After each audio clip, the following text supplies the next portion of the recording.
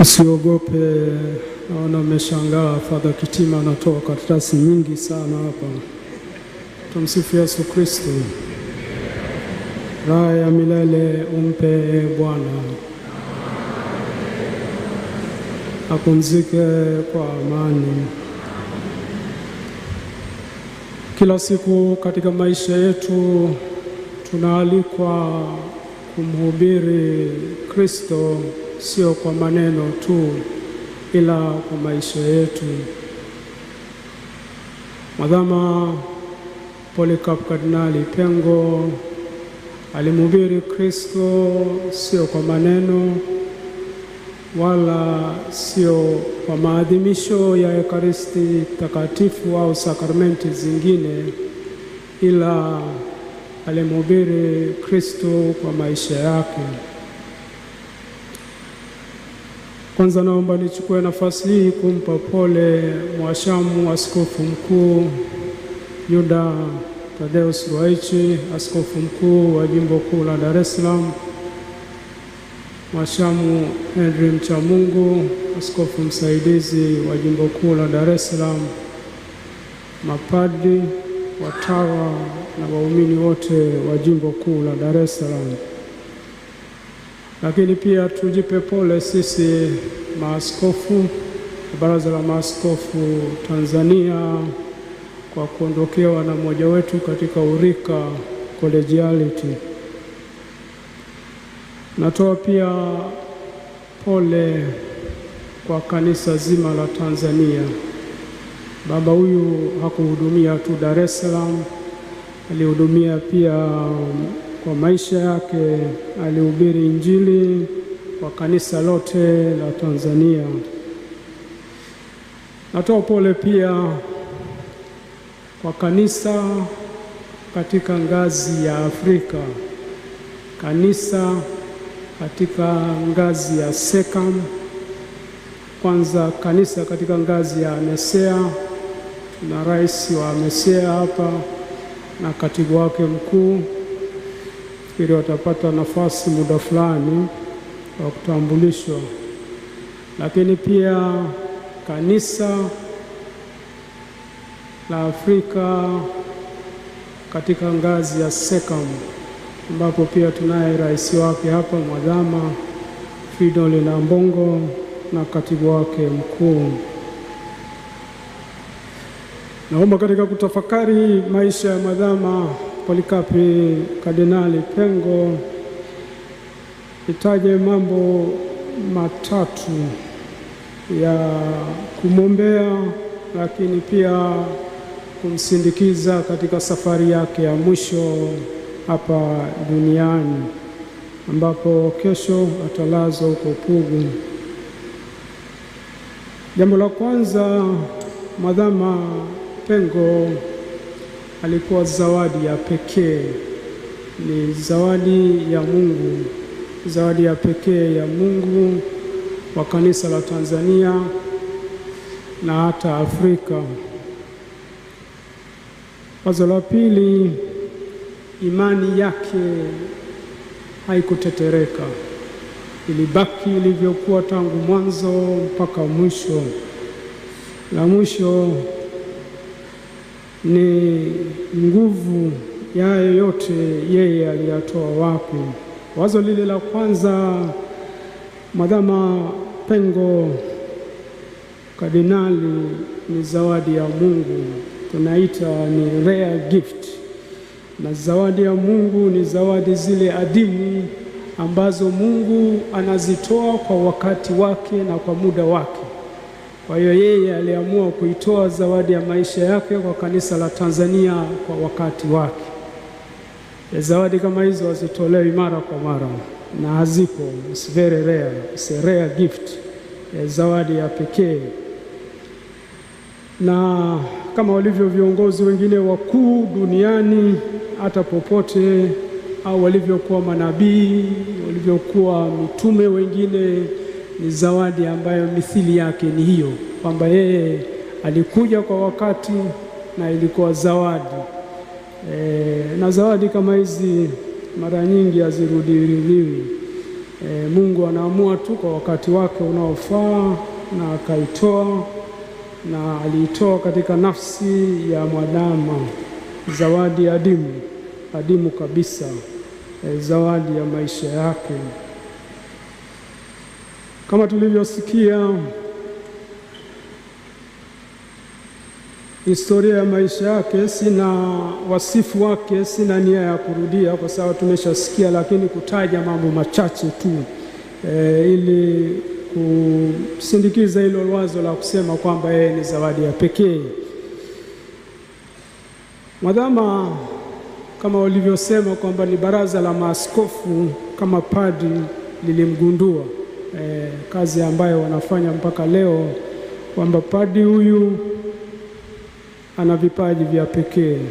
Kwa hiyo padri huyu anatakiwa kuendelezwa, na kwa sababu anatakiwa kuendelezwa ili asaidie kanisa, si tu katika ile ngazi ya jimbo lake husika, lakini hata ngazi ya taifa. Kwa hiyo tangu mwanzo baraza lilimspot, likaona huyu kule jimboni hatatosha, inabidi apewe majukumu mazito yatakayomfaa. Kuna mapadi wapo hata hapa ambao wana picha kama hiyo, lakini hii sio siku yenu leo, wenye mtulie kwanza. Sasa kama zawadi ya pekee unaweza kuona katika maisha yake ilivyoenda haraka. Miaka 27 tu anapewa upadisho, tayari ni padi pale Sumbawanga, na baadaye muda mfupi baada ya kumaliza masomo yake kule Roma, manake askofu hata kumchelewesha, alimpeleka masomoni. Mwaka 77 anarudi, anaanza kufundisha Kipalapala seminari kuu. Anakaa mwaka moja tu anakaa. Wengine wanaendaga pale in service mpaka miaka 5, bado wanafanyiwa in service mpaka akae sawa in service, alafu ndio uende shule. Mwaka moja anakaa, baadaye anapelekwa Segerea kuanzisha seminari kuu Segerea, moja kwa moja rector. Mwaka moja, hakuhitaji mentorship, uwezo wake ulitosha kabisa, alitosha. Anafanya ile kazi kwa miaka 5, na 83 akiwa na miaka 39 tu anateuliwa kuwa askofu wa Nachingwea. Wengine hawajui Nachingwea iko Lindi, naweza kuja kuiona. Anateuliwa askofu pale. Cha ajabu, anateuliwa kuwa askofu, anafika jimboni tayari ana mawazo wa kuihamisha jimbo kutoka Nachingwea kuipeleka Tunduru Masasi. Ni akili ya wachache tu wangeweza kufanya hiyo na uthubutu. Kwanza Tunduru huko wanakoenda Wakristo ni wachache, Nachingwea huko wanakoacha Wakristo ni wengi zaidi. Lakini yeye akasema, mimi nataka kubomoa lile ngome, na ili nibomoe ile ngome lazima nijenge kanisa la kathedrali pale katikati Tunduru, na baadaye jimbo linaitwa Tunduru Masasi. Kiti chake kipo leo mpaka pale Nachingwea, ambacho alikikalia mara moja, mimi naikalia pia kwa sababu iko kwenye himaya yangu. Kwa hilo sihitaji ruhusa ya mtu yoyote. Sasa 84, miaka 3 tena. Unaona kwamba he didn't need any mentorship. Miaka 3 tena kukaa pale Tunduru Masasi, amepewa jukumu kubwa la kuanzisha jimbo, na miaka 3 baadaye tayari ameshatosha kuja jimbo kuu la Dar es Salaam. Porini kule Tunduru Masasi, amba askofu wa Masasi, Tunduru Masasi anisamehe, jirani yangu, lakini tutaelewana. Sasa katika miaka 3 anakaa. Kwa hiyo 80, mwaka 90 anakuja Dar es Salaam kama askofu mwandamizi. Miaka 8 baadaye tayari mwadhama 98. Kwa hiyo unaweza kuona ile trendi kwamba ni zawadi ya pekee, zawadi ya Mungu. Katika somo la pili tulilosoma, Paulo mtume kwa Waefeso sura ya 4 mstari wa 11 mpaka 16, Paulo anafananisha watu wa namna hiyo ni watu ambao wamekomaa katika imani, sio kama watoto wachanga, sio kama watoto wanaonyonya. Watu wengine imani zao watu wazima, lakini imani kama watoto wachanga, kama wanaonyonya. Kwa hiyo yeye Paulo mtume katika barua hii somo hili la pili kwa Waefeso anamlinganisha kama mtu mzima. Imani yake imekumba, hapeperushi kutoka upande mmoja kwenda upande mwingine, na Paulo mtume anatoa hiyo onyo, na yeye anaendelea katika hiyo imani yake, na hiyo anaileta Dar es Salaam kama kufanya reform kama walivyofanya mwalimu wa maadili, anakuja hiyo nayo kufanya hiyo reform katika jimbo kuu la Dar es Salaam katika maadili. Hao mapadi wa Dar es Salaam aliwanyosha,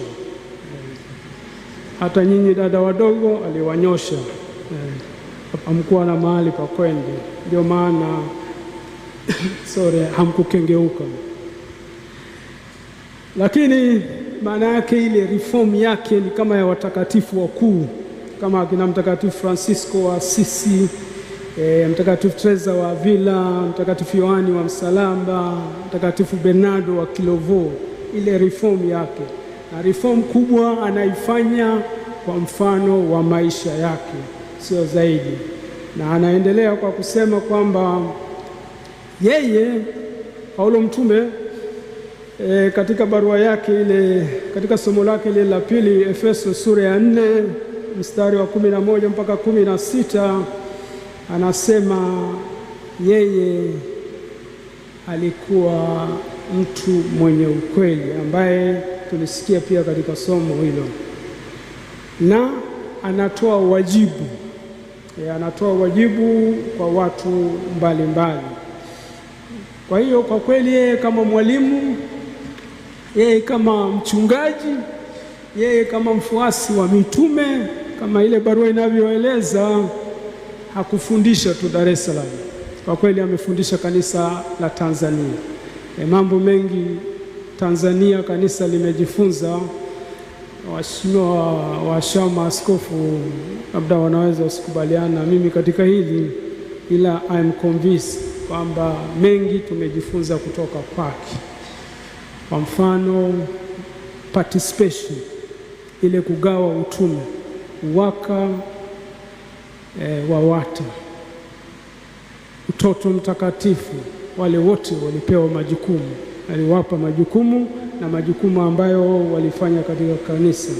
Tegemeza jimbo tumesikia 94 ambayo ipo karibu majimbo yote sasa Tanzania, tumejifunza kutoka Dar es Salaam.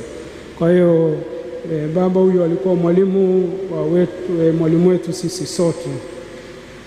Na tunaenda wazo la pili, imani yake haikutikisika.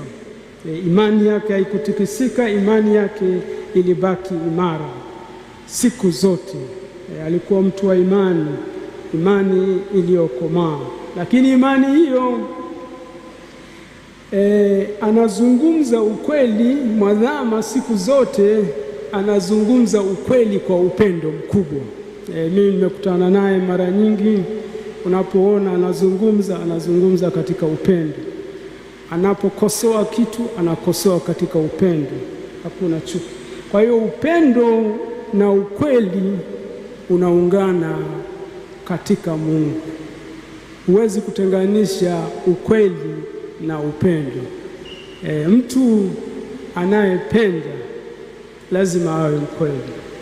Baba awe mama anayependa familia yake lazima ataishi ukweli. Kama uipendi ndio utakuwa mdanganyifu. Hivyo kwa mtu yeyote ambaye atapewa majukumu. Kwa hiyo ndivyo alivyokuwa baba mwadhamu. Ukweli na upendo katika maisha yake haikuweza kutenganishwa, ilikuwa kitu kimoja na vikaungana vyote katika Mungu, katika Kristo. Vikaungana vyote katika Mungu, katika Kristo. Kwa hiyo imani yake haikutetereka, imani yake haikutetereka, ilizidi kukua, ilizidi kukua siku zote. Na katika hilo la upendo na ukweli, Paulo mtume anatukumbusha kwamba tusiwe tena watoto wachanga ambao tunatupwa huko na huko, kuchukuliwa na kila upepo wa elimu, kwa hila ya watu, kwa ujanja, tukizifuata njia za udanganyifu. Na hiyo ya upendo, Paulo mtume katika barua yake ya kwanza kwa Wakorintho sura ya 13 mstari wa kwanza anasema, nijaposema kwa lugha za wanadamu na za malaika, kama sina upendo, nimekuwa shaba iliayo na upatu uvumao. Mtakatifu Sipriani, askofu wa Karthaje, Tunisia huko katika karne ya 3, alifanya utume wake wa askofu kwa miaka 10 tu, miaka 248 mpaka 258. Anamwandikia askofu mwingine ambaye ameuawa kwa upanga, Askofu Cornelius, papa naye ambaye aliuawa mwaka 253, miaka 5 kabla ya Sipriani hajauawa. Na baadaye sikukuu za hao wawili zinaunganishwa, Cornelio na Sipriani, Septemba 14 yani. Kwa hiyo labda hiyo niache kwanza, lakini inaunganishwa siku yake. Anaandika Sipriani, anamwandikia Cornelius baada ya kusikia Cornelius ameuawa, anamwandikia na anaandikia kanisa la Roma. Anaandika ifuatavyo, anasema, ndugu yangu Cornelio, nimesikia juu ya ushuhuda wako mtukufu. Wewe Cornelio umeishi ushuhuda mtukufu. Nimesikia juu ya ujasiri wako wa kuishi imani. Nimesikia heshima juu ya ushuhuda wako, na sisi watu wa Karthaje tunashiriki katika hiyo heshima yako, katika hiyo utukufu wako, katika hiyo sifa yako. Kwa hiyo sisi waumini tulioko hapa leo tunashiriki katika heshima ya baba yetu Polikapi, na tunajivuna kwa mazuri ambayo ameyafikia. Tunajiona fahari katika hilo. Raha ya milele umpe Bwana, apumzike kwa amani. Hizi nguvu huyu mzee kazitoa wapi? Hizi nguvu yeye kazitoa katika uhusiano wake na Mungu. Alikuwa mtu wa sala siku zote. Tumesikia aliamka saa 10:30. Baada ya kujiandaa aliingia kanisani kusali. Amefika hapa St. Joseph kabla ya kuingia ofisini, ameingia kwenye kanisa la kuabudu. Wengine wanajua walivyozunguka hapa Dar es Salaam wakati wa baada ya kustaafu. Mara yuko hapo Padre Pio Shrine San Damiano, mara yuko Pugu, mara yuko Chang'ombe kusali kwenye kanisa za kuabudu, Rozari takatifu, ibada kwa Mama Maria.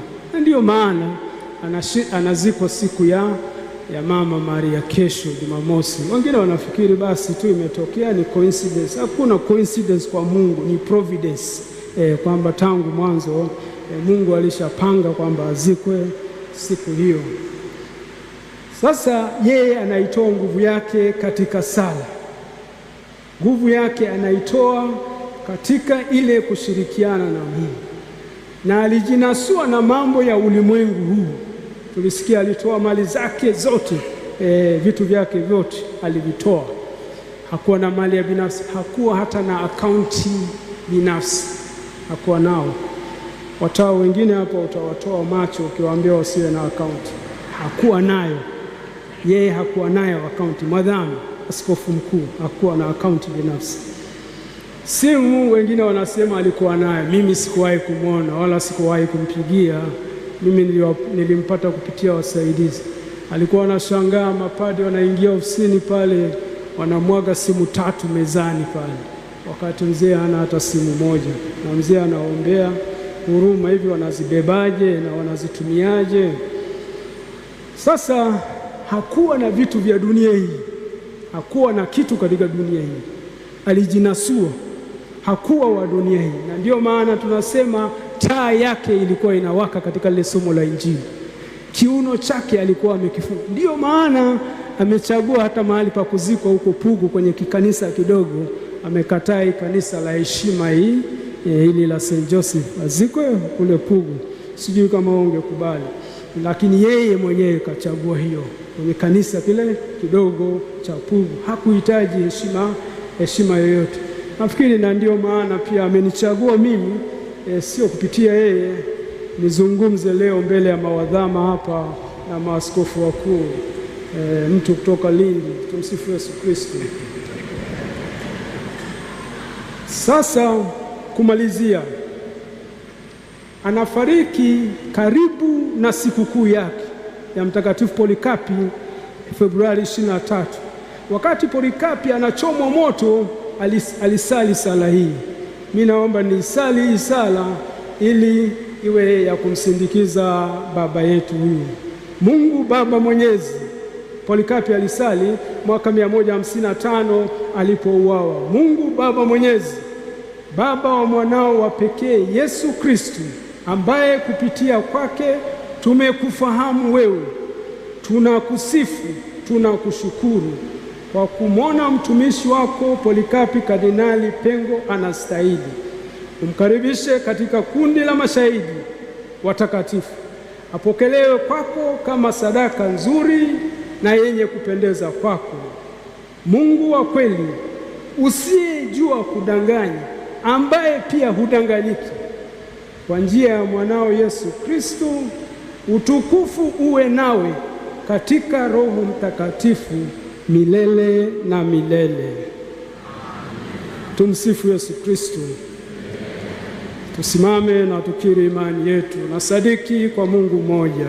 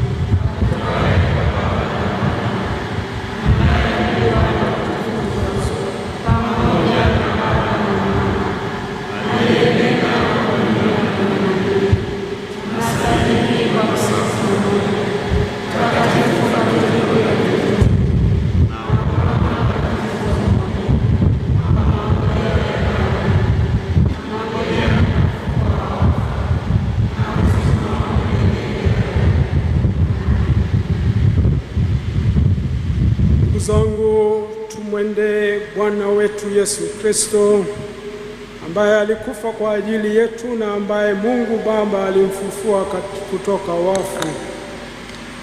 tukimshukuru kwa zawadi ya maisha ya mtumishi wake Mwadhama Polikapu Kardinali Pengo, tumwinulie Baba yetu wa mbinguni maombi yetu kwa imani na matumaini